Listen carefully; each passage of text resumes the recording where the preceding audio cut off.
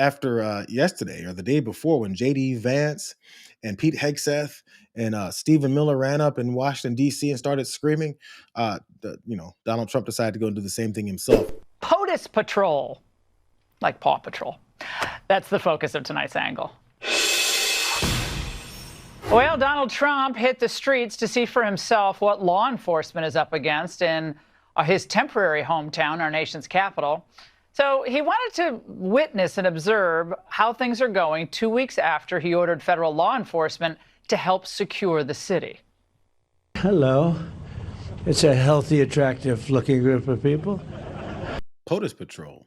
So this guy went into Washington, D.C., according to Laura Ingham, to go and talk with the people and get an idea of what has been happening in the last 9 to 10 days after he sent military officials into the city to go and screw things up and try and act like they're fighting crime. And as you'll see, Donald Trump was all about talking about law enforcement and crime fighting as he was there. So all of these big factories that are being built are building their own electric plants fired by oil and gas. They're not fired by wind, by the way, because wind doesn't work, but we won't say that. It destroys everything. It looks terrible. It's a very expensive form of energy.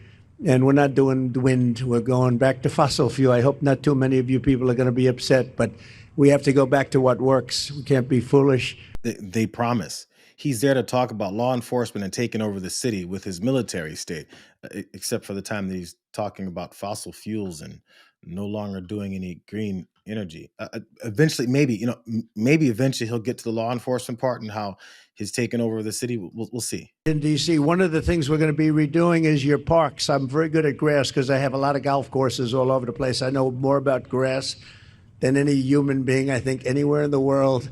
And we're going to be regrassing all of your parks, all brand new sprinkler systems, the best that you can buy, just like the Augusta. No, it'll look like Augusta. It'll look like, more importantly, Trump National Golf Club. That's even better. But we're going to have all brand new, beautiful grass. You know, like everything else, grass has a life. Do you know that? Grass has a life. You know, we have a life and grass has a life. And the grass here died about 40 years ago. I want you guys to see this lady behind him. the lady in the white law enforcement shirt, as he's weaving, as he says he does, talking about the grass. New beautiful grass. You know, like everything else, grass has a life. Do you know that? Grass has a life. You know, we have a life and grass has a life. And the grass here died about 40 years ago. She glances at him like, what the is he talking about?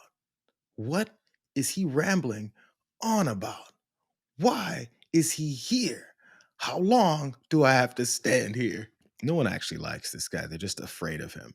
But he knows more about grass than anybody else in the entire world. I mean, he's got these, golf courses. If you didn't know, Donald Trump has golf courses. We know because you go there every weekend without doing anything except for golfing all the time. But he's going to regrass. He's going to regrass the whole city.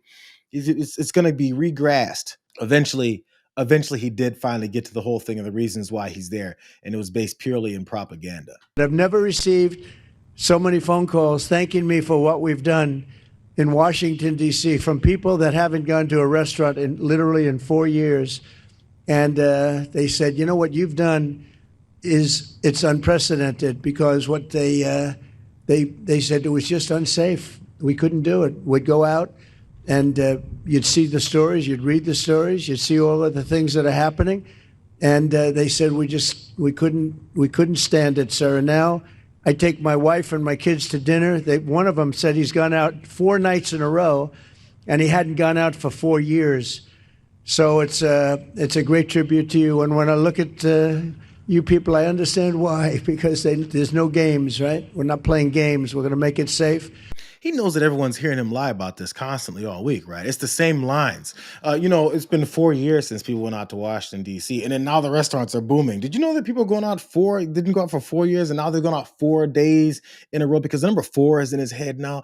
And actually Democrats are thanking me, man. I can't believe that you would actually bring in law enforcement and military officials to run through people's cars and go and attack and also threaten and harass the residents of the city. It's wonderful. So wonderful that JD Vance audience. And Pete Hegseth got heckled the entire time they walked through anybody that wasn't the folks who were supposed to be standing there kissing their asses the way that these folks were standing around this dumb fuck as they're kissing his ass when he constantly talks about the restaurants, which, by the way, he said you should have read the stories. I read the stories. The reservations for restaurants are down. It's weird how everything he says is a lie. It's crazy how that works. I can't understand why that happens, but because when you work around that idiot and you're also Pam Bondi, you repeat the same lies that you also told on TV 3 nights ago too.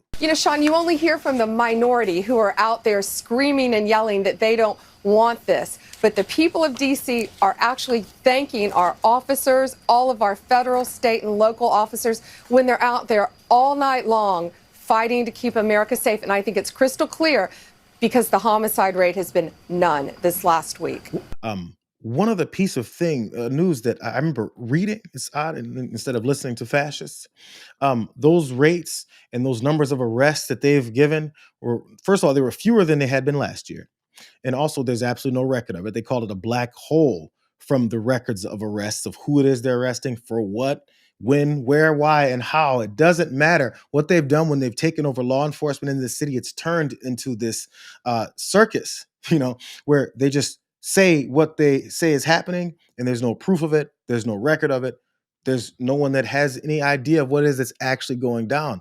They just say it. But, the propaganda has to continue. And the way that it happens is it's as old as our history.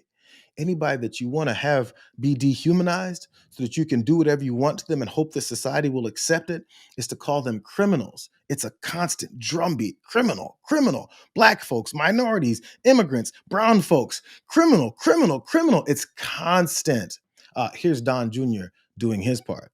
And despite all the uproar you saw from the Democrats in the media, it's interesting when you do all the candid interviews of people on the streets of D.C., 93% of whom are hardened leftists. They're like, no, this is great. I feel safe. This is a wonderful thing. Let's do this. Maybe we should roll out the tour to Portland, Seattle, the other, what we'd call, crap hole cities of the country, not because they're crap holes, but because Democrats made them so. Yeah. Maybe we're going to expand this because it's sort of interesting when a very left-leaning base is actually encouraging these kind of policies because they know the truth. That didn't even make any sense. Don Jr. said we got to roll out to like Portland and Seattle. I'm not sure why he chose those two cities. They haven't hit those ones yet. Those are new, I guess. But he accidentally was pointing out he froze for a second. We weren't supposed to admit that we're calling people whole countries and whole cities, and that all these minorities are inferior human beings. He almost forgot that he was supposed to continue that lie about how they don't call people inferior, how they don't call other areas crap hole, as he then decided to start saying, "Oh, my bad." Because all that crime and all those drugs just flow through those cities. There's a reason why Don Jr.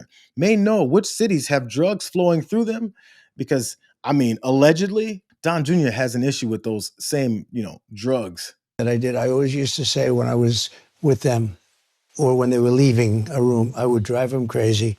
No drugs, no alcohol, no cigarettes. I would say that. Did you say that to Don Jr.? Yeah, Don's a little wild. He's a wild. He can be a little tough. Have you guys ever seen that? When the guy actually accidentally admitted, the same way Don Jr. admitted that they call everyone whole countries and whole cities, he actually admitted that Don Jr. is a wild one.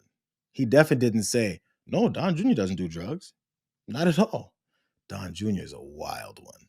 That same Don Jr., that wild one, even when standing next to his father at this particular event, he couldn't help but to allegedly be a wild one. And whatever city he was in must have been full of cocaine.